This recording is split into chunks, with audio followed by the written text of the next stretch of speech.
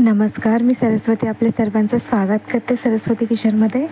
आज आपण एकदम स्पेशल अशी गोष्ट बनवणार आहोत. बालपण सगळ्यांनाच आवडतं, पण जसं मोठे होत जातो तसं बालपण विसरायला लागतं किंवा त्या आठवणीतच राहतात. आता याच गोष्टी आपण परत एकदा जगायला जातो आहे. खूप दिवसांनी मी माझ्या शाळेकडे गेले होते आणि तिथे मी सेम तसाच फूड स्टॉल पाहिला, तसाच तो गाडा पाहिला आणि त्याच्यावर तसंच बनवलं जात होतं.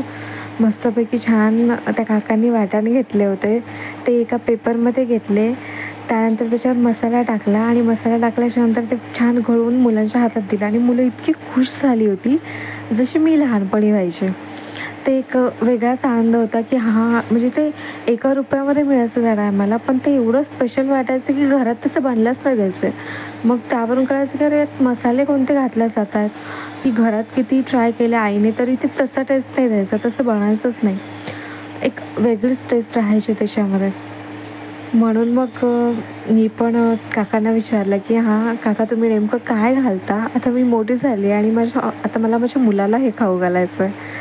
तर मग काकाने सांगितलं त्या पद्धतीने आज मी तशीच रेसिपी ट्राय करते. ही रेसिपी माझी नाही आहे, त्या काकाने जशी सांगितली मी तशी बनवते आहे. आणि लहानपणी मी खूप घ्यायची खायला, स्पेशली भेळ वगैरे घेतल्याच्यानंतर त्याच्यावर हे टाकून खायला फार आवडायचं. आता चला आपण रेसिपी पाहूया.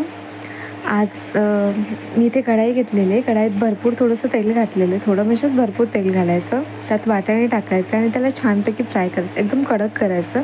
पण आता माझं बाळ लहान असल्यामुळे मी थोडं नरम ठेवलेलं आहे. एकदम कडक झाल्याच्यानंतर याला एका बाउलमध्ये काढा. नंतर यावर आपल्याला मसाला घालायचे आहेत. आता मसाले कोणते वापरायचे तर रोजचीच वापरायचे, पण एक सिक्रेट आहे जे मी तुम्हाला सांगते.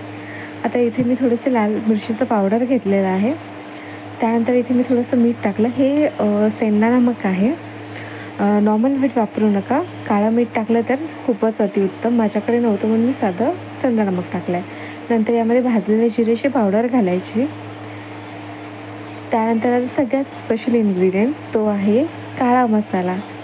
एक चिमूटभर जरी आपण काळा मसाला यावर घातला तरी जो रिअल टेस्ट गाड्यावरच्या वाटाण्यामध्ये मिळायचा तो यामध्ये मिळून जाईल.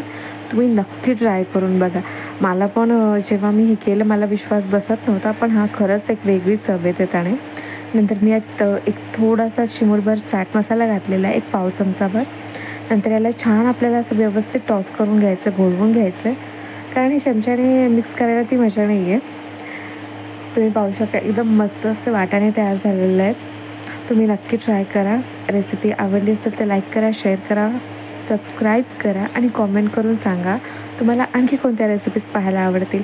आणि हे नक्की ट्राय करून सांगा मला कसं बनलं आहे तर. Thank you so much.